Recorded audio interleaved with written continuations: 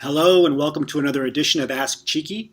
I'm Isaiah Hankel with Cheeky Scientist, and today we got a really good question from Maria Fernandez. Maria writes, how do you convince a possible employer that although your experience is not in industry or the biotechnology field, you are in fact still a good candidate? This is a question we get a lot. Most job postings that you come across, especially as a PhD, they're going to say industry experience required. Very often, they're going to ask between 2 and 5 years of industry experience. So the most important thing to realize here is that job postings are nothing more than hiring manager wish lists. Okay, they're hiring manager wish lists, and very often companies have templates stored in a computer system that they pull up whenever a job is open. And most of the time, they're posting jobs that have already been filled, especially for larger companies. Some large companies have to, through some kind of regulation, whether it's because they're a publicly traded company or whatever else it might be, they have to post jobs for a certain number of weeks or months online, even if they've already filled it internally or filled it through a referral or through a recruiter. So just something to keep in mind, and that's for another episode. That's why you got to start building referrals, not just blindly uploading resumes online. But when you look at a job posting and you see industry experience required, you should still apply. As a PhD, you should absolutely still apply, and this is almost always the case. Of course, there's some common sense you need to have too. If you're applying to a management consulting position and it says 20 years of management consulting experience, right, or senior level experience, 20 years, 10 years, then you might want to go after some other job openings first. But if it says industry experience required, 2 to 5 years of industry experience required, absolutely still apply. Now, something else to keep in mind is that you don't want to try to twist your work, right? If you've a PhD, like most PhDs, you've been in academia your entire life. It might be the last 23 years of your life you've been in academia.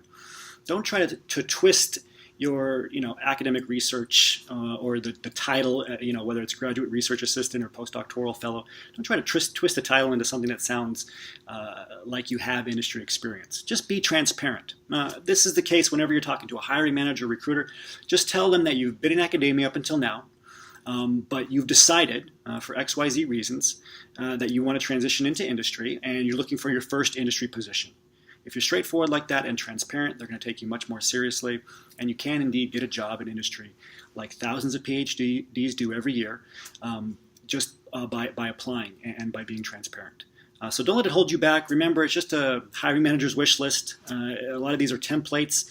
Most job postings, they're going to say industry experience.